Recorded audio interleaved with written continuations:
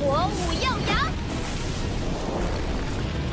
小三，胜利是属于我们的。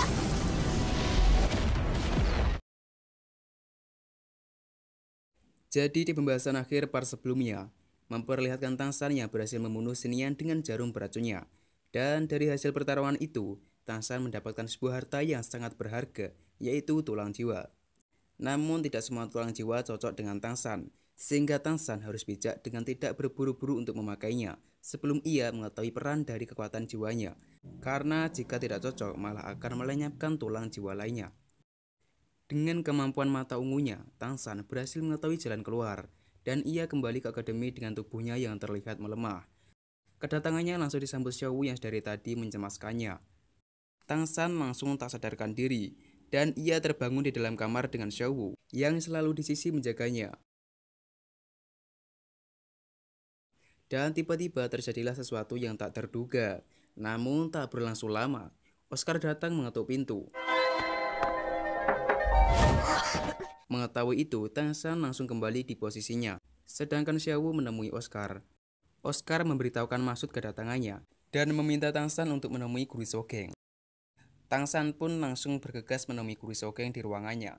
Sebagai gurunya, Shogeng sangat mencemaskan Tangsan dan memastikan keselamatannya. Guru Shogeng meminta Tangsan untuk menceritakan kronologi penyerangan yang terjadi padanya.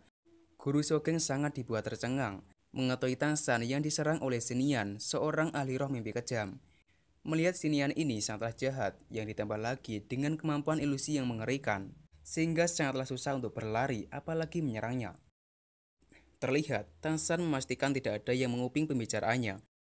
Kemudian memberitahukan bahwa Xinian telah tewas oleh jarum undangan kematian miliknya, dan meninggalkan sebuah tulang jiwa yang sangat berharga.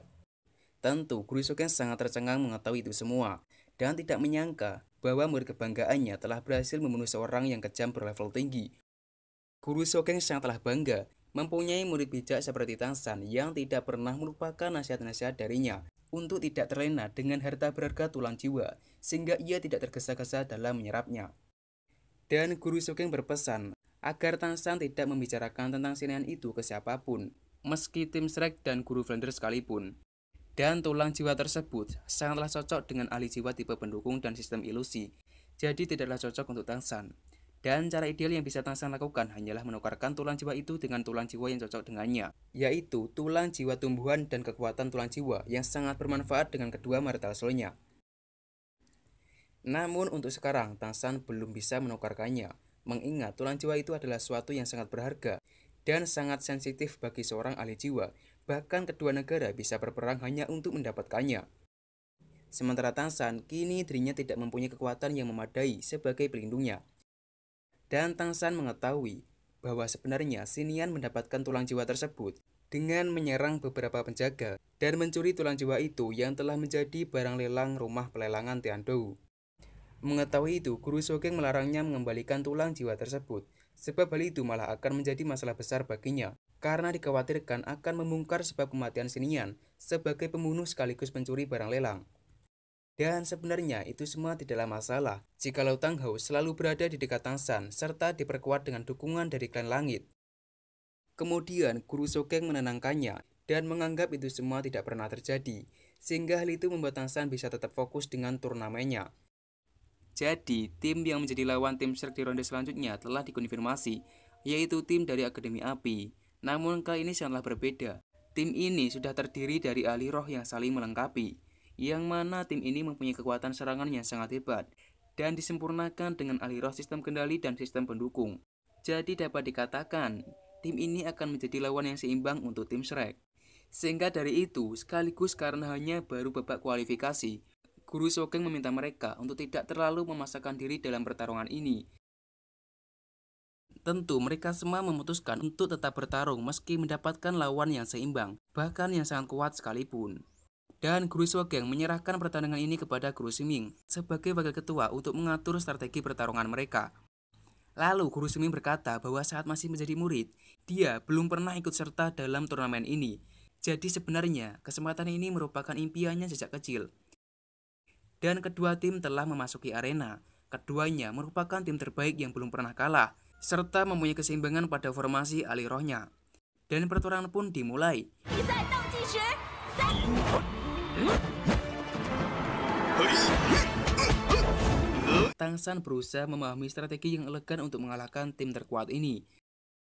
Dari segi serangan dan kekuatan, nampaknya pertarungan mereka masih seimbang. Yang mana dari kedua tim ini belum terdapat ahli roh yang menonjolkan kelebihannya secara maksimal. Hingga akhirnya Tangsan menjalankan langkah jeniusnya.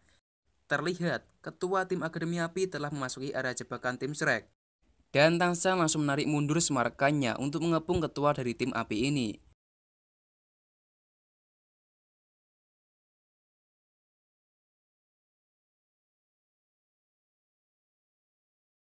Kemudian, Demupei memakai kemampuan ketiganya untuk mulai menghabisinya. Namun di waktu yang bersamaan, ahli roh sistem kendali telah memakai kemampuan ketiganya. Dan dengan sangat cepatnya, tim Api mampu membalikkan keadaan. Kini Tangsan telah terjebak dan terkepung dalam area musuh. Hal ini sangatlah berisiko besar mengancam kekalahan tim Shrek. Dan terjebaknya Wusong sebelumnya ternyata hanyalah rencana tim Api untuk mengecoh sekaligus menghancurkan formasi tim Shrek. Sehingga kini pihak tim Shrek hanya menyisakan Tangsan seorang. Semua anggota tim Api mulai mengeluarkan kemampuannya untuk mengunci gerakan Tangsan.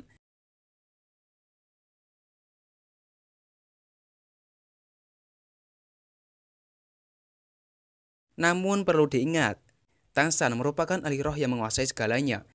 Alhasil, dengan gerakan yang super cepat dan ditambah lagi dengan kemampuan mata setannya, Tangsan sangat mudah menghindari itu semua. Dan dengan sengaja dia berlari ke arah penyerang yang sangat berbahaya untuk kemudian menghilang secara tiba-tiba menghindari serangan itu. Dengan maksud, menjadikan serangan itu sebagai alat untuk menghancurkan formasi tim Api itu sendiri. Semua tidak mengerti dan dibuat sangat heran dengan kemampuan apa yang Tangsan gunakan yang terlihat tidak menggunakan kekuatan jiwa, alat jiwa, atau bahkan tulang jiwa.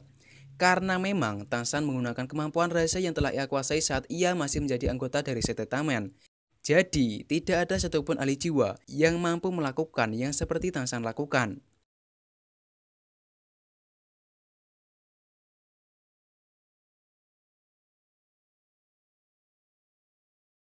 Namun tak bisa dipungkiri bahwa kekuatan tim Shrek belum mampu mengimbangi kedahsyatan dari cincin api ini. Tapi mereka tidak perlu khawatir, karena sebenarnya kekuatan cincin api Huawu ini sangatlah terbatas dan hanya mampu melindungi untuk sementara waktu. Jadi kekuatan Huawu ini akan terus melemah, atau bahkan bisa habis jika ia terus menggunakannya.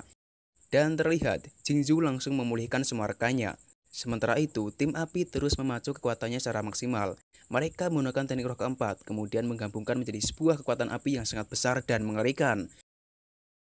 Dan dengan penuh percaya diri, Tangsan mulai berjalan mendekati kekuatan dahsyat tersebut. Hanya dengan seorang diri, Tangsan menahan kekuatan dahsyat tersebut. Sedangkan semua temannya hanya bisa menyaksikannya, karena mereka semua mengetahui kemampuan Tangsan sangatlah luar biasa dan jauh melampaui seorang ahli roh pada umumnya. Sementara itu, Huawu mengeluarkan kekuatannya dengan maksimal, yang tentu membuat kekuatannya itu semakin melemah. Sehingga ia memutuskan untuk mengurangi dan menghentikan serangannya. Kesempatan itu langsung digunakan Tangsan untuk memperlihatkan kemampuannya. Tentu, semua sangat terkejut melihat Tangsan yang tahan terhadap api. Dan sebenarnya hal itu bisa terjadi karena ia telah mengkonsumsi bunga Yin-Yan yang membuatnya mampu bertahan di suhu panas maupun dingin. Setelah itu, Tangsan langsung mengurung mereka semua ke dalam penjara rumputnya.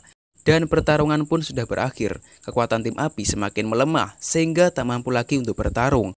Bahkan Huawu sampai muntah darah akibat dari memaksakan diri. Sampai pada akhirnya tim Api mengakui kekalahannya. Dan tim Shrek telah berhasil mendapatkan kemenangan mutlak atas kekalahan dari tim Api itu.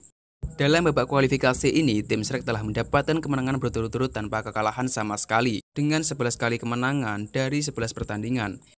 Tim Shrek melewati para pendukungnya yang kini semakin meningkat. Tentu, hal itu membuat tim Api merasa iri melihatnya.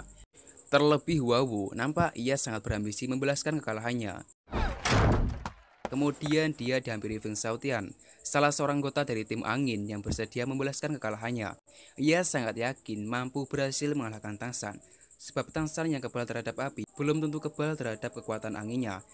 Dan itu semua Feng Tian peruntukkan demi rasa cintanya kepada Huawu. Sementara itu, Guru Shouken sedikit mengkhawatirkan Tangsan yang terlalu banyak membongkar kekuatan dan menampilkan kelebihannya di arena.